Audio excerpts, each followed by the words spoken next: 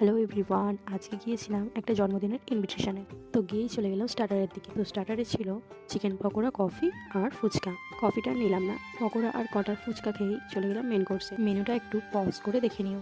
প্রথমেই ছিল লেবু আর স্যালাড, তারপর চলে এলো কাসুন্দি আর ভেজিটেবিল। কাসুন্দি দিয়ে ভেজিটেবিলটা খেতে জাস্ট দুর্দান্ত লাগছিল। তারপরেই চলে এলো গরম গরম ধোঁয়া ওঠা সাদা ভাত, সাথে ভেজ ডাল। ডাল দিয়ে ভাত খেতে না খেতেই চলে এলো এঁচোড় চিংড়ি। তারপর পাতে পড়ে গেল দই কাতলা। মাছটা অনেক ফ্রেশ ছিল।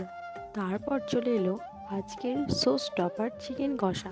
চিকেনটা যেমন টেস্ট হয়েছিল সেরকমই চিকেনটা ছিল, খুব সফট, তাই আমি আরও একবার নিয়ে নিলাম। তারপর চলে এলো আলু বোখরার চাটনি আর পাঁপড়। চাটনি দিয়ে পাঁপড় খেতে খেতে চলে এলো পায়েস। তারপর পাতে পড়ে গেল রসগোল্লা। রসগোল্লাটা দারুণ সফট ছিল।